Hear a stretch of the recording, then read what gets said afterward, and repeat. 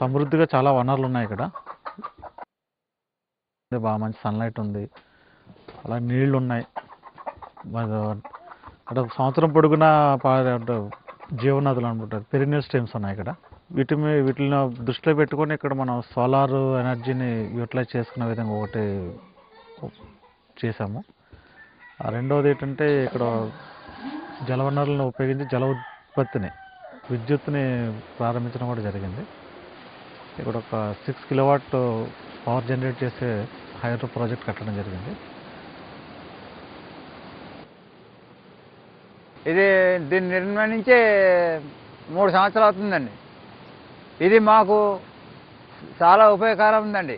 ఇది అలాగా 3 గ్రామాలకి 3 ఊర్లో పనిచేస్తుందండి. ఇలా రాసమెట్ట ఒకటి, పాతకోట 2 వీధులండి. ఏంటంటే మాకు ఇదివల్ల చీకట్లు ఉండేవాళ్ళం అండి మేము.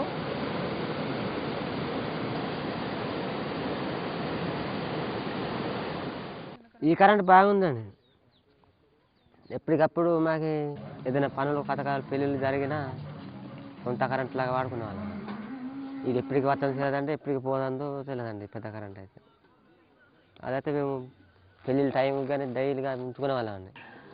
పగలు కూడా ఫంక్షన్లు కానీ ఇలాంటి జరిగినప్పుడు కూడా పగలు కూడా అలా ఉంచుకునే వాళ్ళం అండి. ఇది అలా లేదండి, ఏదో టైంకి వస్తుంది పోతుంది, దీనికి నమ్మకం లేదండి. అందు గురించి జనరేటర్లతోనే వాడుకునే వాళ్ళం.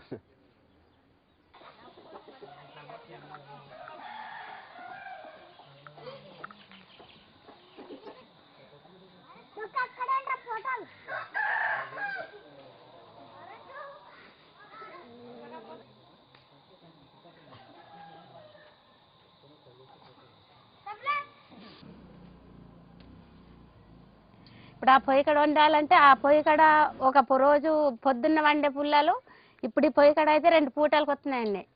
పుల్లలు ఖర్చు తక్కువ ఉందండి.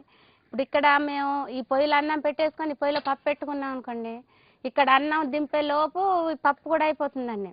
2 వంటలు కూడా తొందరగా అవుతున్నాయండి. ఇంక ఈ పొయ్యి వాడుతున్నామండి మేమైతే.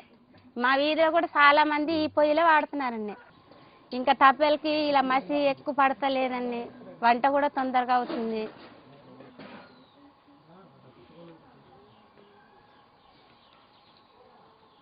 లో కార్బన్ ఇచ్చే క్రాప్స్ ఏవైతే ఉన్నాయో, ఇప్పుడు చెప్పాను కదా, వెజిటేబుల్స్ ఒకటి, తర్వాత పల్సెస్, అలాగే లో వాటర్ ఇంటెన్సివ్ క్రాప్స్ కూడా ఇక్కడ మేము ప్రమోట్ చేద్దామనేసి ఆలోచనతో ఉన్నాం.